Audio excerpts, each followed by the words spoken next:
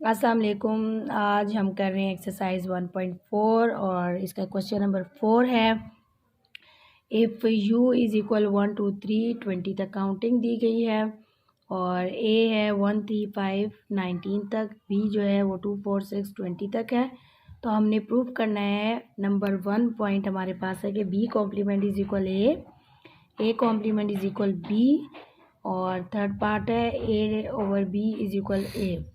तो हम स्टार्ट करते हैं इसका पार्ट 1। उसके लिए हम सबसे पहले कॉपी पे क्या करते हैं, क्वेश्चन लिख लेते हैं, सेट्स लिख लेते हैं। यू हमें दिया गया है 1 2 3 20 तक काउंटिंग दी गई है और इसमें है सेट ए हमें दिया है 1 3 5 19 तक काउंटिंग है इसकी, और बी दिया गया है हमें 2 4 6, यानी एक आपके पास नेचुरल नंबर्स हैं 20 तक, और एक सेट आपके पास इवन नंबर्स का है और दूसरा ऑड नंबर का सेट है।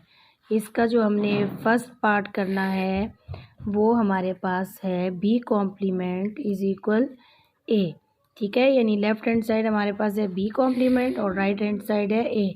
कि हमने फाइंड आउट करना है बी कॉम्प्लीमेंट, और इसका आंसर भी इन्होंने दिया है कि वो इक्वल होगा सेट ए के। ये जो सेट ए हमें दिया गया है, जो बी कॉम्प्लीमेंट आएगा वो सेट ए के इक्वल होगा। तो इसको हमने क्या करना है, प्रूफ करके हम क्या करेंगे, सबसे पहले हम देखेंगे कि बी कॉम्प्लीमेंट कैसे फाइंड आउट करना है।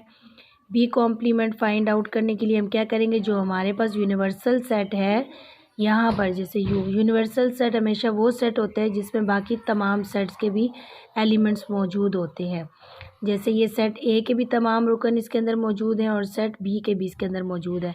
तो अब ये है यूनिवर्सल सेट और इसमें से हमने सेट बी को माइनस कर लेना है। अब जो आंसर हमारे पास आएगा उसको हमने मैच करना है सेट ए के साथ कि क्या वो सेट ए के इक्वल है कि नहीं है।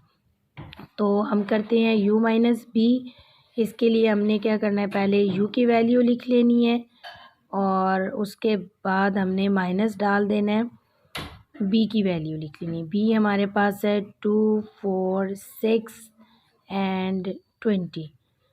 तो अब हम माइनस कर लेंगे। माइनस करने का क्या तरीका है कि जो हमने माइनस करना है सेट, उसके जो एलिमेंट्स हैं उसको हमने इसमें से माइनस कर देना है। तो ये हमारे पास है 2 4 6 20 तक, और ये हमारी 20 तक काउंटिंग है। तो अब हम क्यों माइनस कर लेते हैं। माइनस कैसे करेंगे, ये जो एलिमेंट्स है इसको हमने यूनिवर्सल सेट में से माइनस कर देना है। तो हमने वो तमाम एलिमेंट्स जो इस सेट के अंदर मौजूद हैं उसको हमने नहीं लिखना, जो बाकी इस सेट में रह जाएंगे वो हम नीचे लिख लेंगे। जैसे ये 2 इसमें है और इसमें भी है तो हमने 2 नहीं लिखना। 4 इसमें है हम नहीं लिखेंगे। 6 भी इसके अंदर मौजूद है तो ये नहीं लिखेंगे। जो बाकी हमारे पास एलिमेंट्स रह जाएंगे जैसे 1 3 5 7, और ये तकरीबन 20 और 20 भी हैं, तो 20 से पहले जो है नंबर 19 ये हमने लिख देना है। अब हमारे पास ये इसको हम दे देते हैं इक्वेशन 1 का नाम। इक्वेशन 1 जो है इसको आप देखें और हमने सेट ए के साथ इसको मैच करना है, क्योंकि हमें जो क्वेश्चन दिया गया है वो क्या है कि बी कॉम्प्लीमेंट इज़ इक्वल ए। तो हमने बी कॉम्प्लीमेंट जो है वो ये निकाल लिया है, ये हमारे पास बी कॉम्प्लीमेंट आ गया। तो अब हमने देखना है कि क्या बी कॉम्प्लीमेंट और जो सेट ए है उनकी वैल्यू इक्वल है कि नहीं। तो हम ऐसा करते हैं कि जो सेट ए है इसको इक्वेशन 1 का नाम दे देते हैं, और जो हमने बी कॉम्प्लीमेंट निकाला है इसको हम इक्वेशन 2 का नाम दे देते हैं।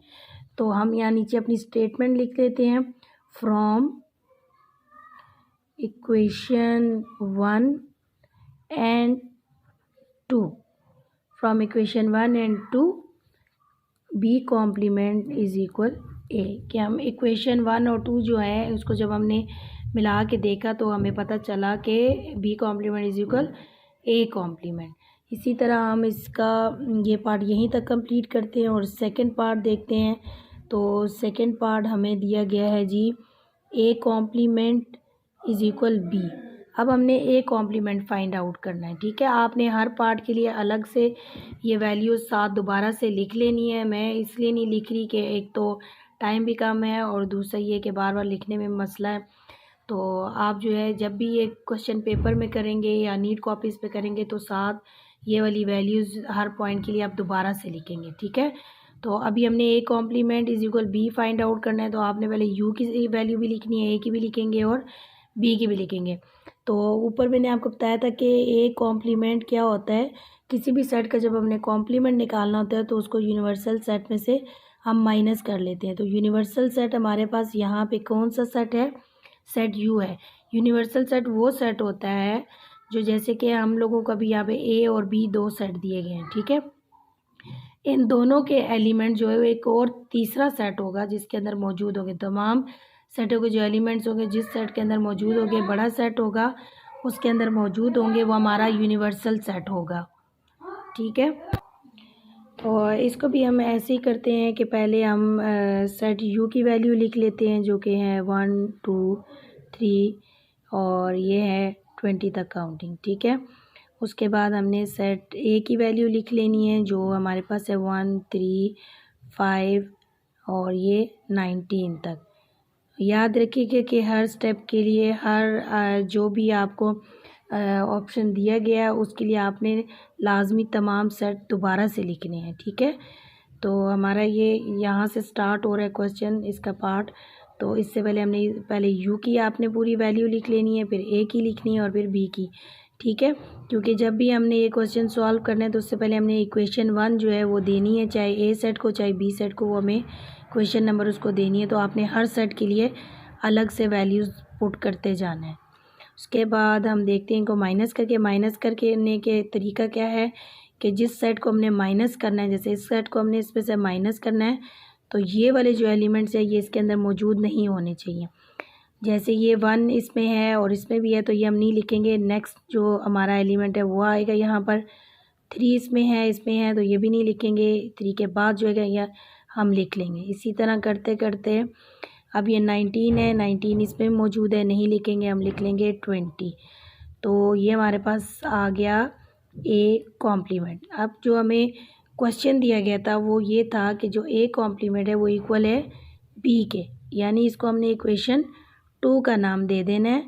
अब यहाँ पर आपने तमाम वो लिखे होंगे, जैसे मैंने ये ऊपर लिखे हुए हैं, u is equal, A is equal and B is equal.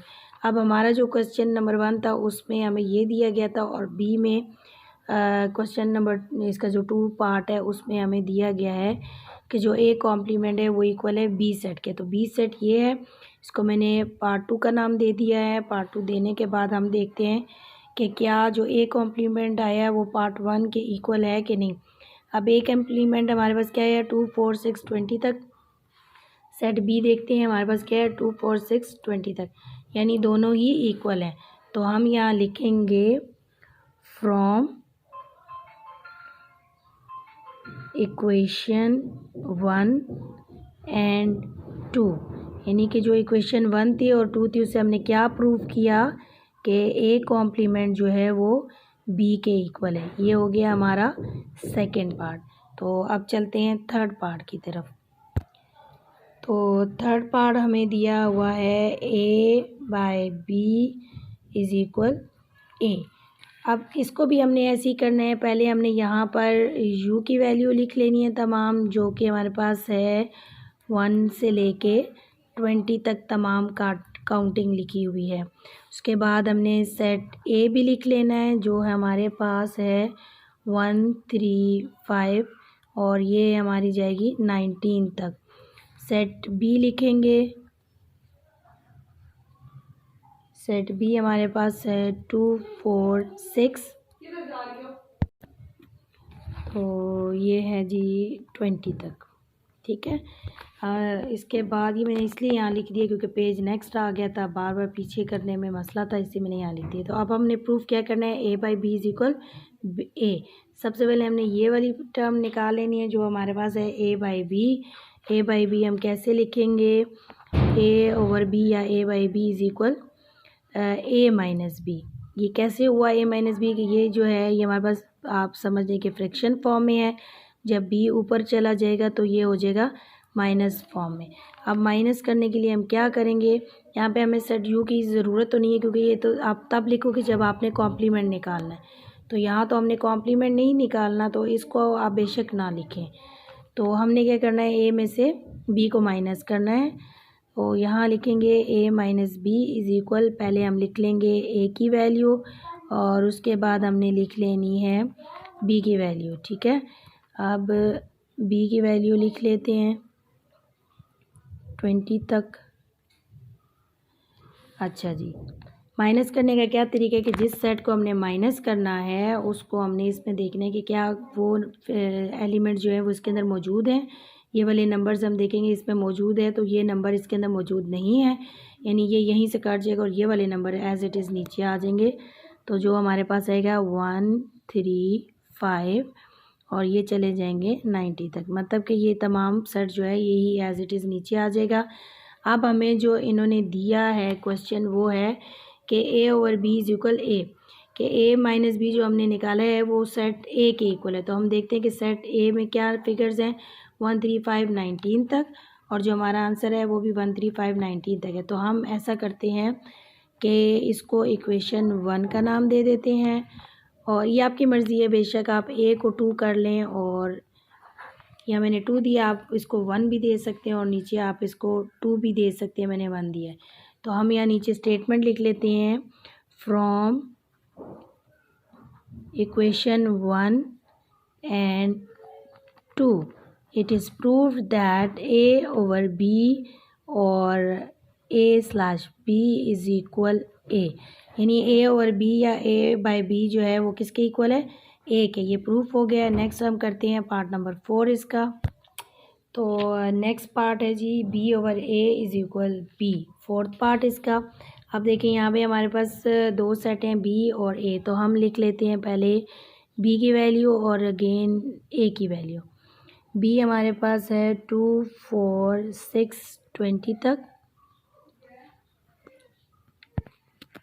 और ए की वैल्यू हमारे पास है 1 3 5, ये है 19 तक।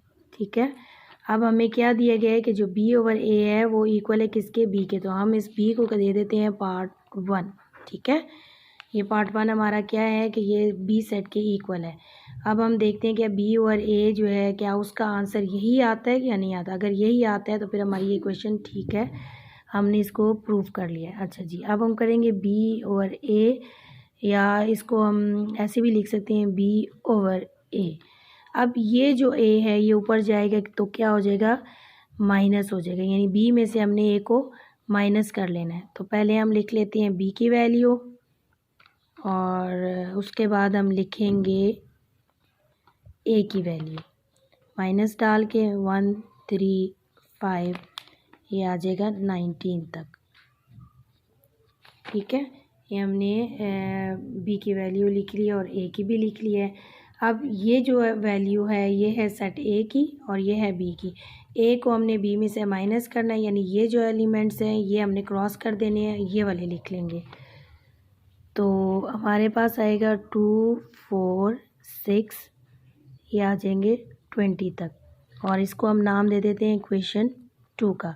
अब हम देखते हैं कि क्वेश्चन में जो हमें कहा गया है कि क्या वो दुरुस्त है। ये इक्वेशन 1 है और ऊपर देखें इक्वेशन 2 जो है 2 और 1 आप नंबरिंग अपनी भी दे सकते हैं। इक्वेशन 1 में हमारे पास 2 4 6 20 तक है और यहाँ पे आप देख लें जो आंसर आया वो भी यही आया है, यानी कि ये दोनों आपस में इक्वल हैं। तो हम यहाँ स्टेटमेंट लिख लेते हैं। स्टेटमेंट क्या लिखेंगे, स्टेटमेंट तकरीबन एक ही जैसे मैंने तमाम ही लिखवाई है ताकि आपको मुश्किल ना हो। फ्रॉम इक्वेशन 1 एंड 2, ठीक है, इट इज़ प्रूव्ड, या आप लिख सकते हैं इट इज़ प्रूव्ड के B by A is equal B. ठीक है, फ्रॉम इक्वेशन 1 एंड 2, ये कि अब इक्वेशन 1 और 2 के मुताबिक हमें पता चला कि बी बाय ए जो है वो बी के इक्वल है। ठीक है, तो आई होप कि आपको समझ आ गई होगी, और अगर किसी किस्म का कोई मसला है, कोई चीज़ कोई स्टेप समझ नहीं आ रहा तो कमेंट करके ज़रूर बताइएगा। नेक्स्ट वीडियो तक के लिए अल्लाह हाफ़िज़।